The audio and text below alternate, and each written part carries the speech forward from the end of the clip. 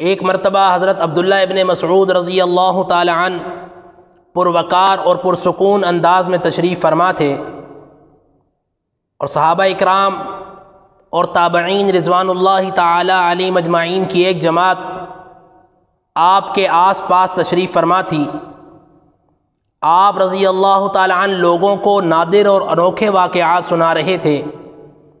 اسی دوران آپ رضی اللہ تعالی عنہ نے فرمایا کہ رسول اللہ صلی اللہ علیہ وسلم کے ایک صحابی مدینہ کی کسی گلی سے گزر رہے تھے کہ ان کی ملاقات ایک جن سے ہو گئی۔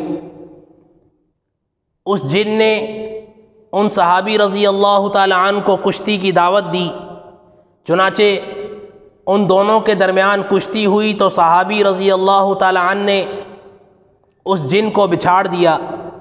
وہ جن کہنے لگا مجھے چھوڑ دو۔ جب اس کو چھوڑ دیا تو پھر ان صحابی رضی اللہ تعالی عنہ کو وہ جن کشتی کی دعوت دینے لگا۔ ان صحابی رضی اللہ تعالی عنہ نے دوبارہ اس جن کو بچھاڑ دیا اور اس کے سینے پر چڑھ کر بیٹھ گئے،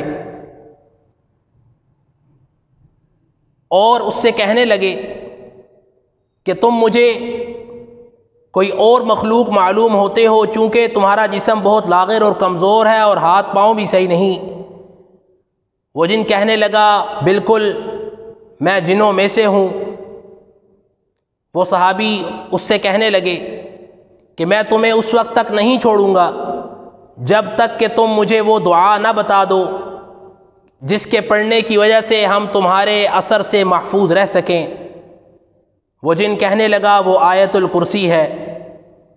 کسی نے حضرت عبداللہ ابن مسعود رضی اللہ تعالی عنہ سے عرض کیا کہ حضرت وہ کون سے صحابی تھے؟ تو حضرت عبداللہ ابن مسعود رضی اللہ تعالی عنہ فرمانے لگے کہ وہ حضرت عمر کے علاوہ کوئی اور صحابی ہو سکتے ہیں؟